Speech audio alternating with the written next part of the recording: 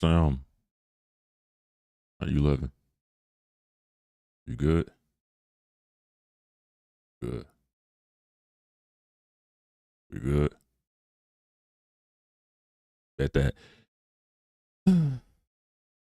Welcome back to No Cap with yours truly. And before I jump into it, just want to reiterate that this ain't just a spot for me to come on here and just like lecture or just speak my opinion or deliver biased facts to whatever idea I'm speaking on, whatever topic I'm talking about. It's a spot I want to cultivate for folk to be comfortable giving their comments, giving their opinions, giving their perspective.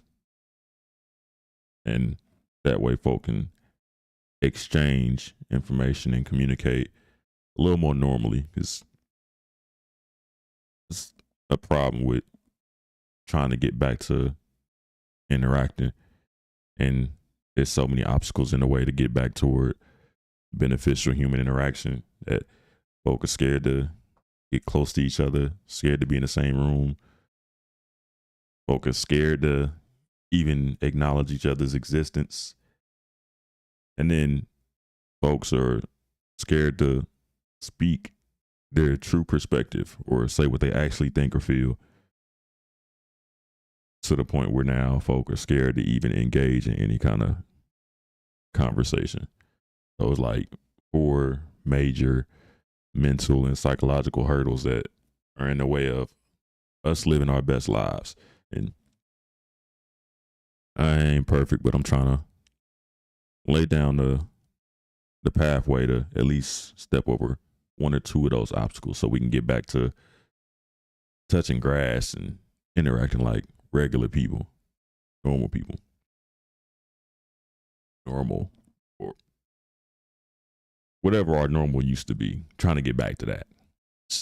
Shit. A lot of the people on earth, they have never even experienced what life used to be like when people actively had to deal with one another. These folk think that being on the phone is real life. Crazy. I still remember life before like cell phones and all of that. But getting to story time, right? And I originally had a game plan layout for what the podcast was going to look like, what the show was going to look like, what the flow was going to feel like. But as time passed, things changed. And then I felt that I need to adjust with it. So instead of just being catchy and throwing gimmicks out the wazoo left and right, I want to sit down, 10 toes, standing on some real shit and trying to keep it as positive and as real as possible.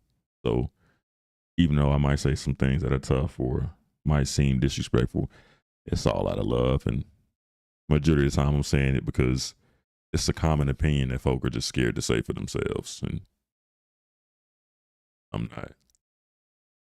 So the flow of the show is starting to take form, and I'm just letting it shape itself one step at a time, right? But topic of the day, right? Before I even get into it, a story came to mind where I always used to hear or see on TV shows or in passing hear folk talk about full circle moments. And in the words of Nipsey Hussle, that's how I know. That's how I know. Like, when did you have your aha moment and come to whatever realization you were thinking about? And mine came in the topic of parenting and childhood and raising kids, interacting, role models, just personal development. And basically all the trials and tribulations and all the experiences, the different environments that I lived in, the people I came in contact with, they all came full circle in the most mundane of ways possible. So from the trenches, the deepest of the trenches, like the worst of the worst, was how I would describe my upbringing, right? But person I am now, no thank you. You won't catch me around any kind of ignorance, no hood boogers, no miscreants, none of that. I'm not hanging around any hoodlums or any shenanigans. I'm over here. I like to play frisbee golf, like to hike, take long walks through different parks, go to farmers markets. I'm one of them people that's walking through the aisles, picking up produce, smelling peaches, picking out flowers, grocery shopping. I'm whistling while I'm walking through the aisles, pushing the cart. One of them folk where finding joy in everything, just the simplicity of life. Of course, I like to go skydiving, zip line, and then travel to random cities, watch whatever, go entertain wherever, go be wherever, as long as it's a good time, as long as there's no riffraff hanging around. But like to experience life and enjoy life and all its complexities and all its simplicities as well. And one day, right, I'm hungry. So I run to a restaurant, grab me some French toast, grab me an omelet, build your own omelet, of course, some grits, some hash browns, some home fries, a waffle, turkey sausage, some chicken sausage, orange juice, apple juice. Yeah, went crazy. Ate all of that, went to sleep. Cool day. It was raining outside, so it wasn't no, let's go outside and do nothing. Just, let me run, grab this real quick, get back to the house. And you already know, when you eat and then you like try to relax,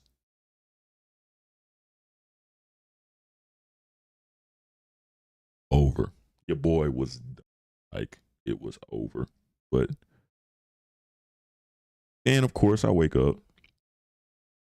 Mind you, I went to sleep at like 12, 1 o'clock. I done woke up. It's 6:37. So I don't even know if that counts as a nap because, like, I'm sure there's got to be a time limit on naps. It ain't got late. And I still ain't hungry neither because I done went right to sleep. So cut a TV show on. I'm watching. 6 and turned into 8, turned into 9. I don't try to eat after a certain time, but ate a big ass breakfast and I took a nap. Terrible combination because I done ate, so I'm not hungry for most of the day. And then I went to sleep, so I ain't gonna be tired again until damn near the next day. So I'm up, binge watching, then I get hungry. All right, bet, cool. Most of the spots that I would try to eat at or be interested in eating at, they all closed. And I'm cool off the DoorDash, Uber Eats, none of that. And I'm fine. Y'all can keep it.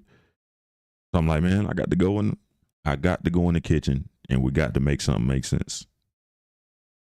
I'm like, yeah, it's over for cooking. The kitchen is closed. It's over. But I ain't got no snacks. No snacks. I'm like, all right, what we got to work with?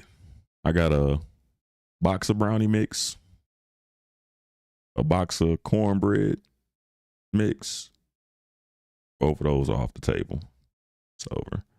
I got some salad mix in there. It's over.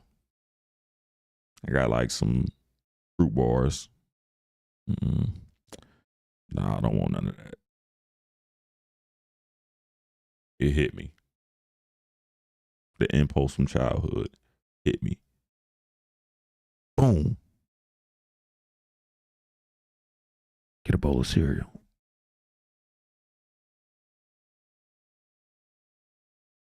Problem solved. So, grab a bowl. Did that thing up. All normal people know cereal, then milk. If you're doing it the other way around,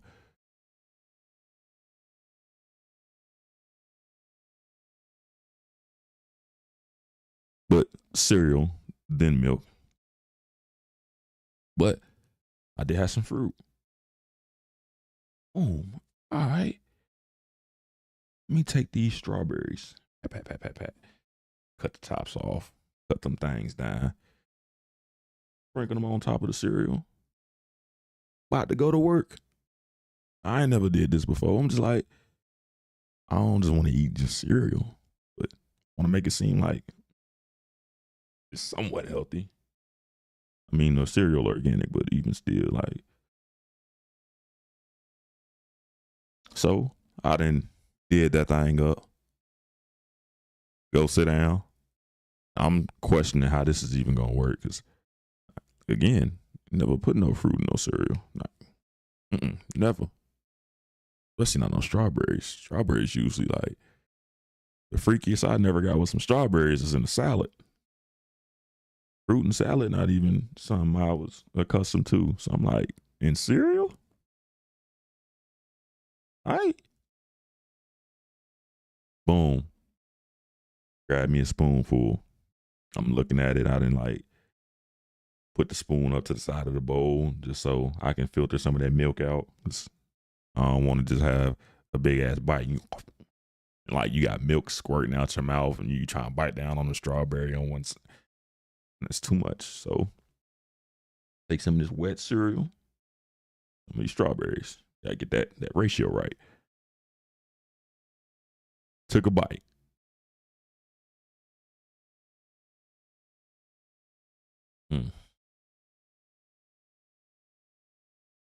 Sensational. But all at once, it all hit me. I'm like, I had never done this before. I always just assumed that fruit in cereal was nasty. Like you would see it on the boxes. I can't remember which one it is. It's either Cheerios or Honey Nut Cheerios. Be fruit in the cereal. And I used to look at it and be like, who putting fruit in the cereal? Ugh. I used to think it was nasty. Took a bite, like, man, this is the greatest ever. And then it hit me, like at that moment. Fruit in cereal was never nasty. You just grew up too broke to afford fruit and cereal in the house at the same time.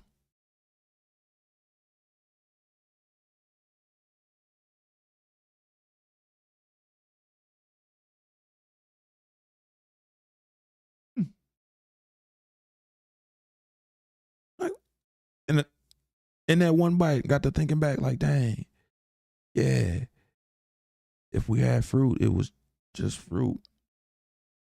And if we had cereal, it was just cereal. It was never cereal and fruit at the same time. So of course you would have thought it was nasty because you never grew up affording that luxury. Blew me. Then I started thinking back, man, all the shows I used to watch, the white people used to make these big breakfasts. That was very ignorant how I said it, but you gotta think about it. I'm looking back from, I mean, you feel me? They used to make these big breakfasts. And it used to be like bananas and oranges and mandarin oranges and apples and grapes and toast and oatmeal and bacon and sausage, pancakes, biscuits, cinnamon rolls, all of this, just the whole spread for breakfast. And then you see the kids grab like one thing and then just be out of there. Like I ain't never had no spread like that. No wonder I never thought to eat fruit with cereal or with breakfast. Dang, we grew up poor. Yeah, we was broke as hell. So I got to thinking about it. I'm like, dang, like when I go to a restaurant now for breakfast, it's like they got oatmeal on the menu. And then even with the oatmeal, they like, you want raisins? You want fruit? Like I never had neither when I was growing up. We used to put like honey or maple syrup or applesauce in oatmeal. Never fruit. The closest thing got to having fruit in oatmeal was we used to buy the Quaker oats that already came with their flavor in it. You know, you got the peaches and cream, the strawberries and cream. Then you got the apple and cinnamon. Then you got the maple flavor. I used to mix the maple flavor with the cinnamon apple, boy. Used to go to work, but then wasn't apples. That was some dehydrated, that essence of apple. And just that one bite of this cereal with strawberries in it made me think back to how lack of resources impacted my childhood. Because as a child going and growing up in it, didn't think about what you didn't have, just thought about what you did have and then enjoying where you was at. And that was the mindset that was instilled in me. We never focused on what you don't have. You don't focus on the negative of life. You focus on the positive and you make the most of your situation. My mom influenced that mindset. And then it made me think back like, dang, a lot of what I do is because of my mom. Like the positive behaviors, the mindset, the love of learning, being adventurous, but being logical first and foremost. Then I go from, dang, my mom influenced that to who else influenced how I am right now? Did I have role models? What were my role models? Who were my role models? How did they influence me?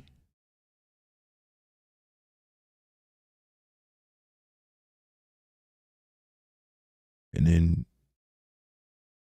it just took off from there. All of that from one spoonful of cereal. Side note, man, I eat cereal with fruit all the time now, boy. Man, depending on the cereal, boy, I freak that thing so quickly. Like the same ways we used to get down with ramen and had to do that right quick. I'm like that with everything, including cereal. Boy, make a gourmet bowl of cereal real quick. Get down. But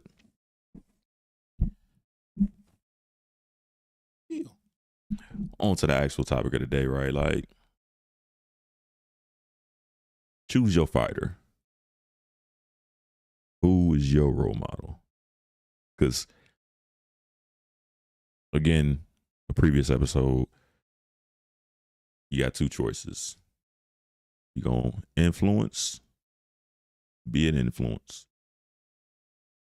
or you're going to be influenced. And it's the same conversation with role models. Like, who do you look to for positive affirmations, for validation, for advice, inspiration, for behaviors to mimic, to grow and learn and educate yourself? Who do you look to as your model for how you want to move forward and how you want to grow in life? And it's not just a question for children, because even though kids are the most influenced, because I mean, you developing, you trying to figure out how to maneuver through life. They're easier to manipulate. They're more malleable. That doesn't mean that they're the only ones with role models or who have to have that conversation with themselves or who need to have that conversation to begin with. Because as long as you're alive, you need somebody to look to. So everybody should have role models, mentors, coaches, associates, partners, peers, so on and so forth. And crazier enough, the ones you have as an adult are more influential than the ones you have as a child, because there's also limitations put on you as a child where there's certain things you can't do, can't experience, and information that you'll never be privy to until you come of age. But as an adult, all of that is open to you. And then all the pressure and the responsibility is on you as well. As a child, you don't get to control who influences you. You just got to make the best of your situation. As an adult, oh, nah, you control all of that. Wherever you're around, if you don't want to be around them, you can just leave. Or you can replace them. You got the responsibility and you got the freedom. And childhood lasts, 16, 18 years? I say 16 because there's certain decisions, adult decisions that you can make after 16. 18, there's certain adult decisions you can make after 18. So I'm not sure who's in charge of determining when you're an adult or not, but if that's a whole nother conversation. But if folks are not considered adults, then there's decisions that need to be out of their hands until they're actually considered adults. Certain things I shouldn't be allowed to do if you don't trust me to make other decisions on my own. Like, why put that pressure? But again, that's another story for another day. But because they don't have the freedom to pick and choose who they can be around or who's around them, once you get to that, 18th birthday, 19th, some cases even 21, once you get there, all of that is on you. But then from 21 till you meet your maker, you got that entire time to continue to look for positive influences. So who are yours and why are they yours? It's an uncomfortable kind of peek into somebody's psyche. Because if you're aware, it's easy to answer. But again, majority of folk that you come across aren't aware. So when you have to find that answer, it can get real dicey, because we have a lack of structure where folks of a certain age used to be the guiding lights for folk, and then that trickled down. Hey, I did this, this, and that. Use me as a stepping stool. You can avoid all of these things. You can do all of these things better. That way, by the time you in my shoes, the next can use you as a stepping stool, and then everybody progresses. That infrastructure got replaced.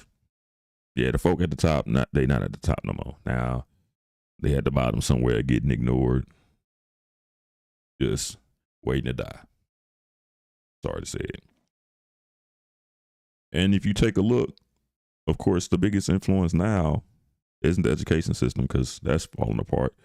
Not the family structure, because that's falling apart. Not the community, because since the community is kind of evaporated. So what took its place? Social media. And with social media being the medium, the biggest influence now is celebrities, because now you have more access to them.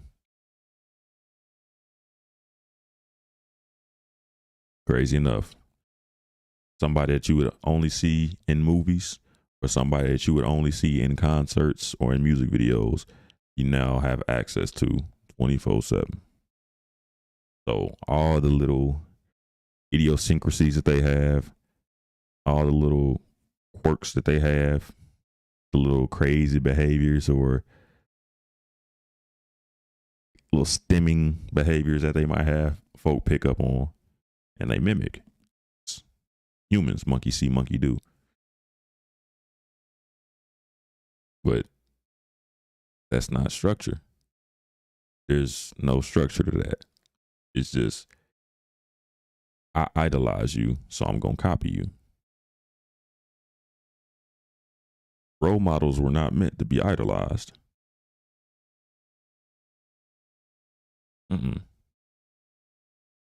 They're supposed to be used for, how do I say it? They're like imaginative martyrs where what you saw of them, you're supposed to take from it what you want and leave what you don't. And then as you grow, your perception of that role model will change and adjust. So you need a new role model. You can go do whatever you need to do, adopt a new one, or stay with the same one. But that role model was not an idol to you.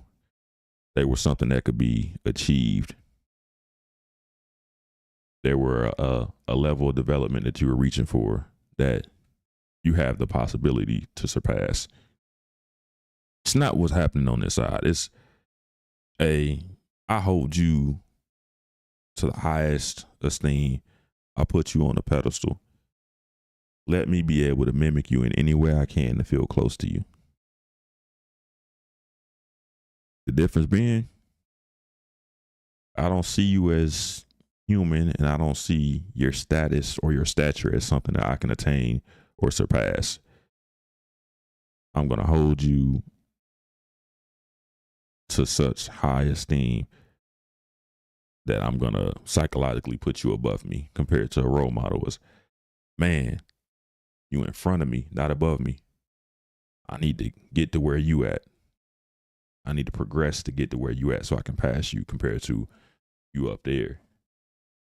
And whenever I feel blessed enough to have a cloudy day, I can look up and look at you with my bare eyes. Crazy phenomenon. Because again, celebrities are meant for entertainment. To entertain, you have to like shuck and jive a little bit. You got the tap dance. And now when folk can see you 24/7, your tap dancing got to be all the time. You can't just cut it off no more. You can't be this movie star character in the movie and then go home and be yourself. Nah, now you got to be the character all the time. You're a rapper, you rapping about this, and that. That means your real life got to be as close to this, and that as possible. But if you saying some outrageous shit that wasn't ever this, and that, now you better make it make sense. If you rapping about drugs, we got to see you with some drugs. If you rapping about being a hoe, I got to see you hoeing. Respectfully. And what people are coming to see, they're now mimicking. So if I'm coming to see you with drugs, I need to know what drugs you getting so I can go get them same drugs. If you hoeing, what does it look like to be a hoe? And how can I look like you?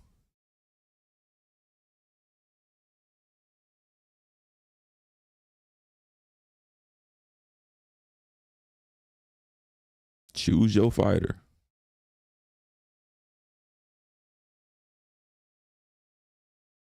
A lot of folk, like, I say choose your fighter is like one person, but a lot of folk got multiple different fighters. It's a tag match. It's Tekken tag. I got this person for this person for that, this person for this. And I just alternate them in and out. But what are you looking to them for?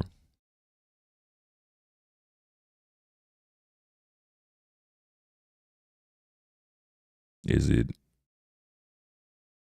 diet advice? Is it exercise advice? Is it home buying advice? A lot of these things, the conversation wouldn't even make sense because you're not in the same realm of existence. You don't have the same amount of resources.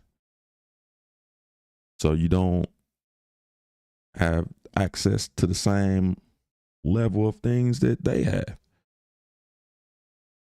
But even if you don't, you're going to fake it till you make it. That's why you got folk taking out second and third mortgages to get dressed to go to a concert, to go see somebody who would, they won't even lower the prices for you be able to afford to come. So what make you think they're going to be doing anything that you doing? Instead of ticket prices used once upon a time being $20, you got to pay $2,000 for a ticket now. So if you paying them $2,000 just to come see them, and you got to like shape your entire life around that, what y'all got in common?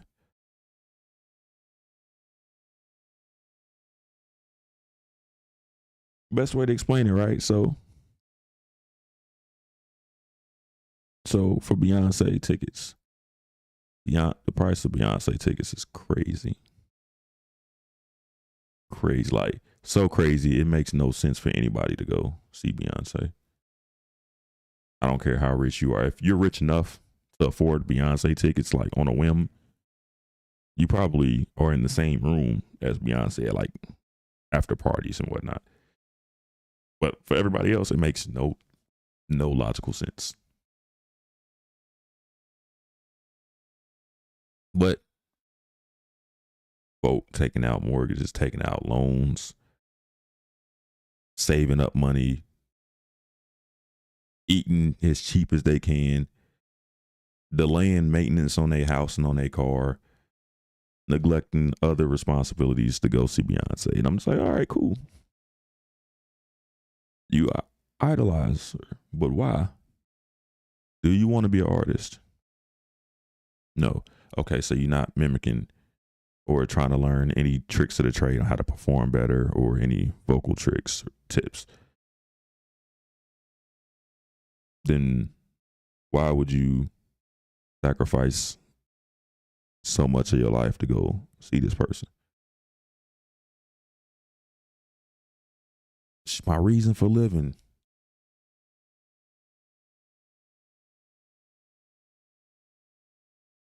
What about her is inspiring you to improve your life?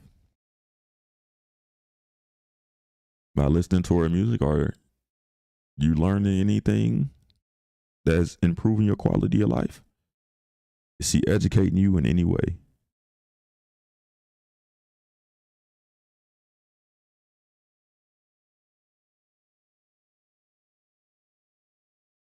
She's just inspiring how you dress at her concert because you work at the bank. You can't dress how she dressed at work. The majority of your life is work. You don't get off work and then change outfits and go back outside. You go to work, then go home.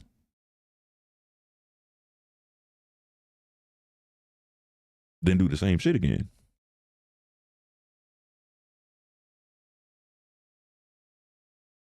So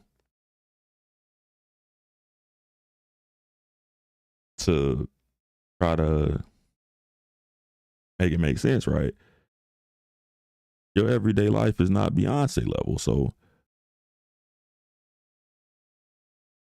why are you so invested in that? You need to be invested in. No, my bad. Let me not say need.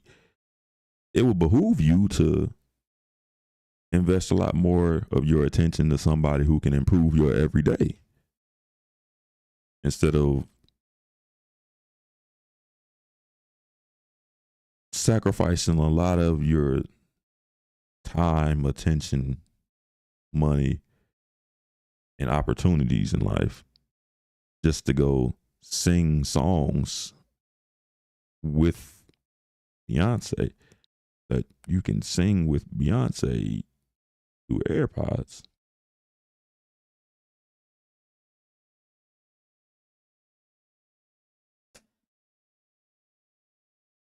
Somebody can make it make sense to me one day, maybe. But nah. Another example, but not to the same degree, right? Because who idolize celebrities they're already too deep in the trenches. A little less, but a notch down. So you got Steve Harvey, right? How to Think Like a Man but Act Like a Woman, like famous book he wrote to inspire women. The first thing that comes to mind is, all right, he's not a woman. So how does he understand a woman's perspective?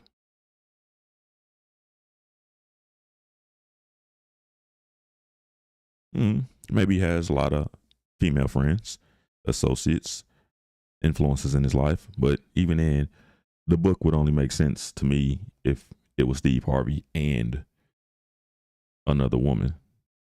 That way, you can see the back and forth between the two, and you can get both perspectives, and not just here's what I think you see. Nah, but move on. Dealing with Steve Harvey, right? Written the book, and he's giving you the perspective of a man and how to use this unknown, unseen before knowledge of men to improve your life as a woman. It sounds innocent enough. It sounds like it would be helpful. Women don't know what it's like to be a man, so to have a male perspective on how men see things can help them make a more well-informed decision in multiple areas, multiple situations. I'm more informed so I can make better decisions for face value. But then you get to the why of it all.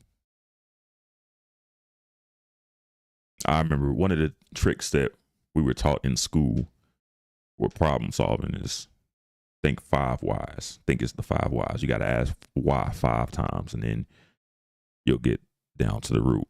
I like to get to 7 whys, because if you can get to 7, there's no nook or cranny or crevice of any situation that you don't understand if you can answer the question of why in the situation 7 times. If you can answer that 7 times, it's always come back to you. You ask why 7 times, the answer is going to come back to yourself. So again, understanding your inner, you can understand the outer.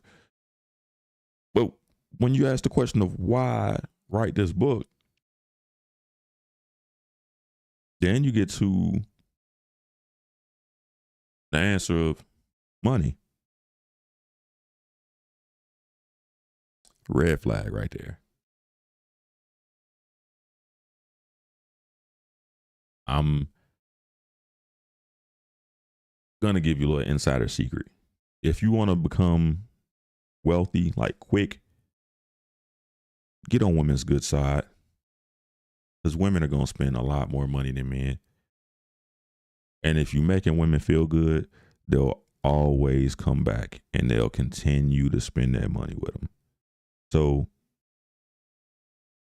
let's compare it to like Kevin Samuels versus Derek Jackson. Derek Jackson was a lot more popular and famous than Kevin Samuels. Both of them were having conversations about dating. Neither of them were dating consultants. But having a conversation. One was focused more on providing information and facts and logic. The other was pandering. And as you can see, one of them could make more money from it and gained more notoriety than the other. And if Derek Jackson would have written a book at his height, he would have had the same success as Steve Harvey. Because again, you want to make money, pander to women. If you want attention, pander to women. If you want to improve your quality of life, if you want to increase your resources, women will hand you money to improve your life as long as you make them feel good about theirs.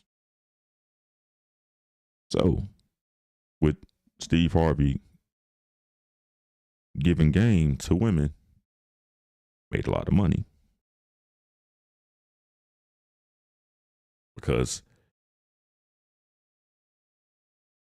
as long as you stay on somebody's good side and you're contributing to their dopamine release, they're not going to question you.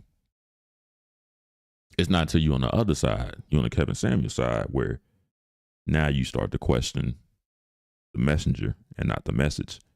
Steve Harvey, nobody's questioning the messenger. They just taking the message. The message makes me feel good about myself.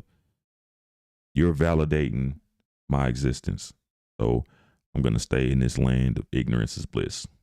You are invalidating my existence, so to speak, by telling me things that I didn't want to hear, but I needed to know.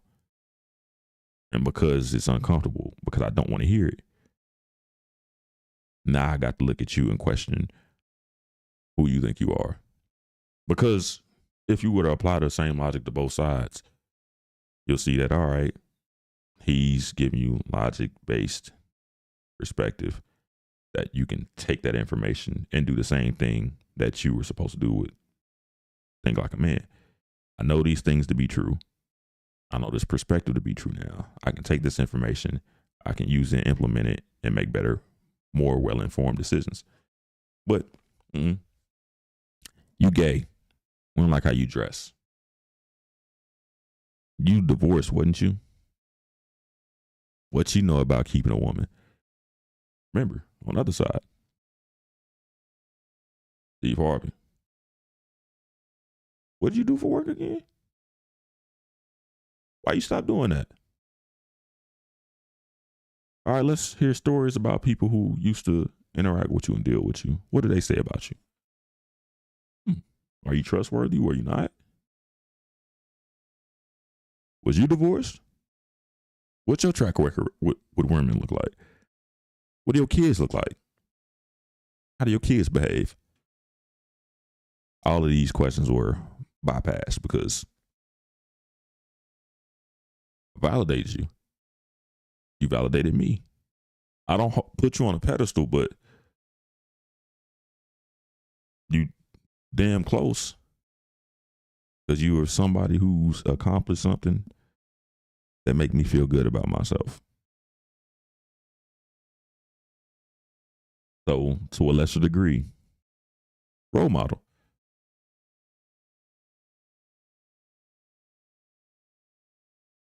And then you get to the uncomfortable part of it is,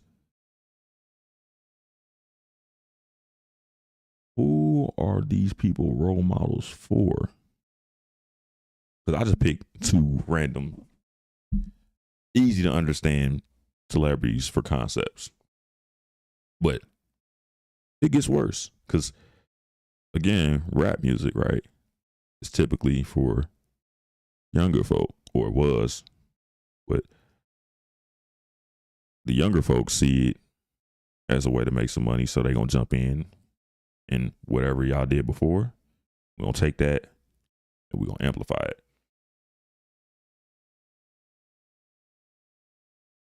So, yeah, I used to talk conscious rap. Wasn't making no money. Gangster shit was making money. So bet we not conscious no more. We gangsters. Gangster music is cool, but we only want niggas that's not, we don't really want niggas that's like too intelligent or too gangster. Like, you too gangster. Nah, I want the loud mouth, loudest in the room gangster. So all of y'all that's like data kiss, y'all got bars and shit, or y'all the clips, y'all intelligent about how you went about your hustle. Nah, that's we only want the niggerest of niggas. So we whittled it down again. Yeah, I mean, you thugging and all that too, but you're not talking about women and you're not flashing enough. So we want the flashy. You can get up out of there because you too much about the hustle and in the grind, in the mud too much. Nah. You flashy. You talking about women. You get out the mud. Yeah, but you still be hanging over there. We don't want to hang over there. So anybody who's still over there, nah, we won't talk about it and just talk about it. And then that process continues over and over and over with every new crop, where you got to a point where you got folk listening to Young Thug. I would never listen to Young Thug. Never. Not at all. So I'm real intentional about everything I do. If you don't live the life that you talking, I already eliminating you. But if you living it and that shit sound crazy, super eliminated. Niggas is putting dresses on. If you're not gonna put no dress on, why are you listening to niggas who putting dresses on? And y'all niggas was listening to that nigga who was putting the dress on. You a put the dress on ass nigga.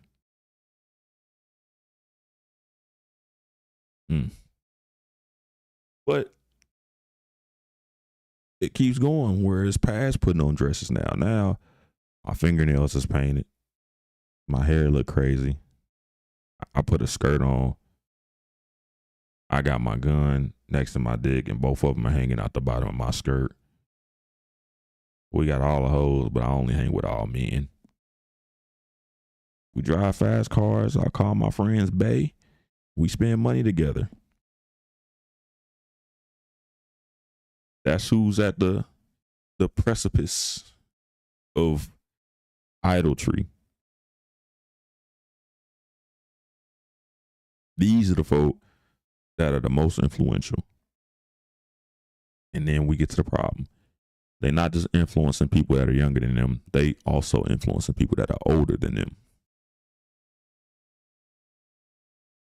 So you got 50, 60-year-olds comparing themselves to the most ignorant 18 to 22-year-olds. You're supposed to be influencing them. Y'all supposed to be holding shit down, regulating, giving out discipline, making sure that the structure is right. That was supposed to be what you're doing. Instead, you going to the NBA YoungBoy concert. Mr. Nathaniel, why? Janice, you too old to be at the Sexy Red concert, Janice. Why are you dressing like that?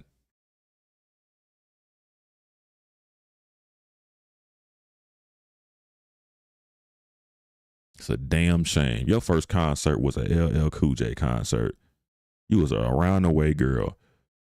And now you a city girl. A goddamn shame. You used to listen to Cool Mo D, bruh. KRS-One was your guy. Sibo, that was your shit. Mac Dre was what you was on. But now you listen to NBA YoungBoy and you doing TikTok dances. And remember, like, with social media becoming like the biggest influence, everything that you seeing on there is now becoming a part of people's lives. How folk dress, what they eat, how they talk, where they go, who they with, how you think, what you listen to. All of that is now influenced by these folks.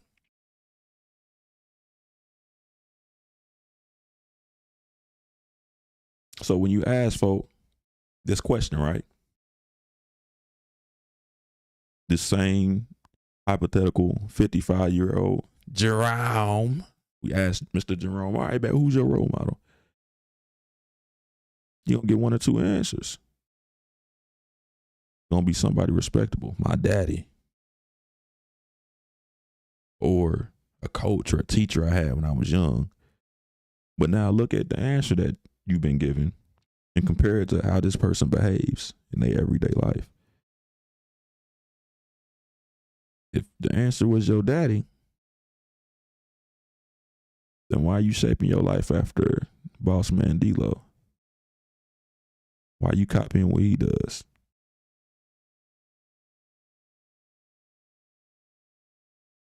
Because if you were to look at it, actions and behavior are our biggest determinant of mindset, personality, character. Your actions and behaviors are of this guy. So your biggest influence is this guy. So your role model is actually that guy. Your father was a mailman for 40 years, held it down. And because what he did was respectable, you call that your role model. But there's a young guy getting all this attention on social media that everybody likes. So you copying what he does. Not really a respect thing, it's an attention thing. But attention is more important than respect to you. So your biggest role model is somebody that's a 30 your age. Miss Beatrice. Your grandmother was the love of your life. How she acted, how she cooked, how she spoke to you, how she treated you, how she treated others, all of these things. You thought she was perfect. She was an angel. You don't do none of that. You act like, you dress like Cardi B. You think it's cool to be outside, pregnant, popping pussy. Half naked. Married with another nigga baby. You copy her behavior. You don't copy none of the behaviors of your grandmother. So who's your role model? Truthfully.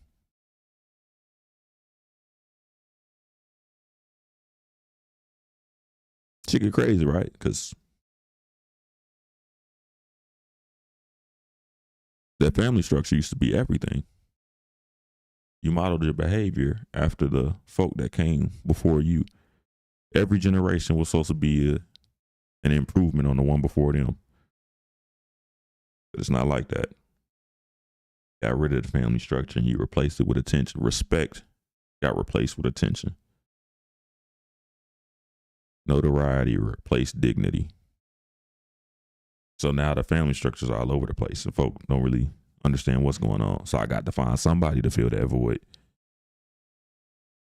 And it didn't really start with the generations that's out right now. Like the rappers that's out now, they was failed 2-3 generations ago.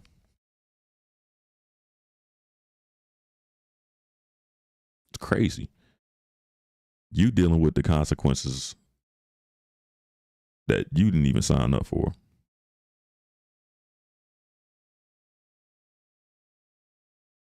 Because give you some game, right? I wanted to put it on the board, but nah, I thought this would be better if I just spoke it. A lot of people live long enough to suffer the consequences of their parents, but not long enough to understand any of their decisions.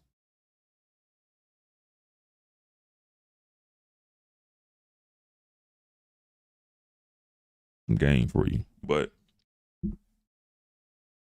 to get to the board, man, the quote of the day, I'm going to use this to wrap this up.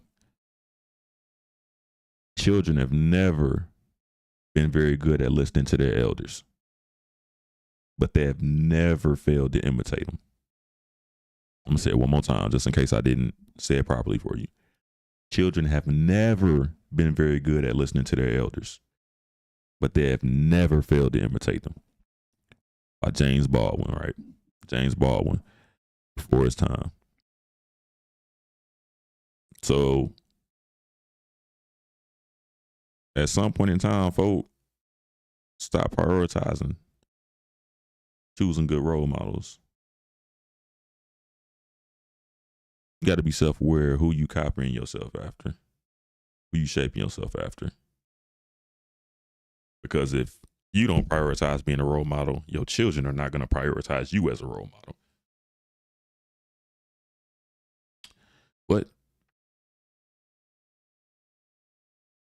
guess you got some figuring out to do. Peace.